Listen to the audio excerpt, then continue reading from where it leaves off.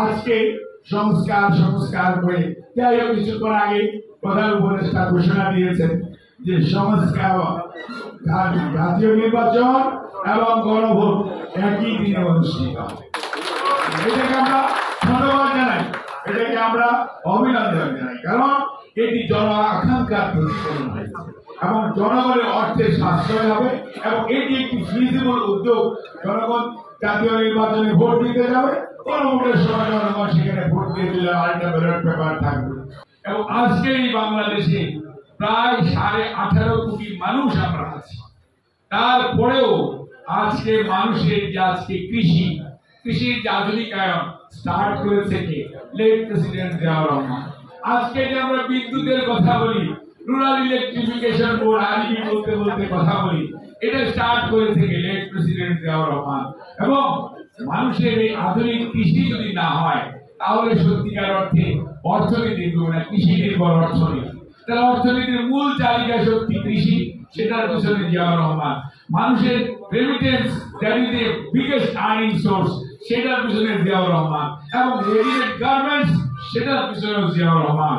কাজে বাংলাদেশের অর্থনীতির 3টা মূল চালিকা শক্তি, এখন 3টা পিছনে আছে বাংলাদেশ জাতীয়তাবাদী দল।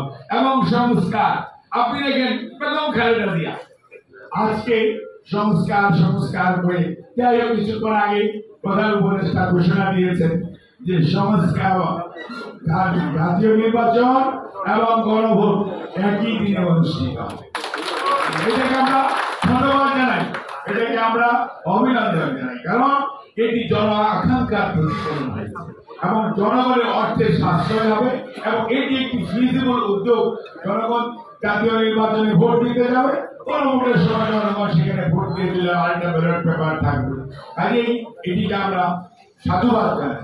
কিন্তু আমরা চাই এইটিকে নিয়ে যারা পানি ঘোলা করার চেষ্টা করছে তারা কি সঠিক কাজটি করছে? আপনারা তো আপনাদের কোনো প্রস্তাবই দেন নাই এতদিন, এখন আপনারা শুরু করেছেন পিয়ার চাই, শুরু করেছে উচ্চ কক্ষে এটা চাই, উচ্চ ওইটা চাই। আরে বাবা, আপনাদের কোনো প্রস্তাবনাই দেশের মানুষের কাছে ছিল না। এখন আপনারা হঠাৎ করে সমস্ত প্রস্তাব দিয়ে কি করতে চান?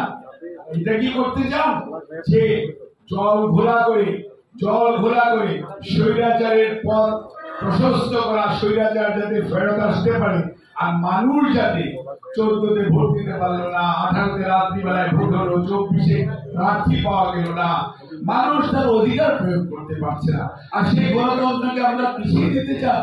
আর গণতান্ত্রিক যদি কোনো সরকার না থাকে, সেই সরকারের দায়বদ্ধতা, সেই সরকারকে মরাল কারেজ এবং সেই সরকারকে অ্যাসার্টিভনেস দেশ পরিচালনার জন্য সেটি থাকে না।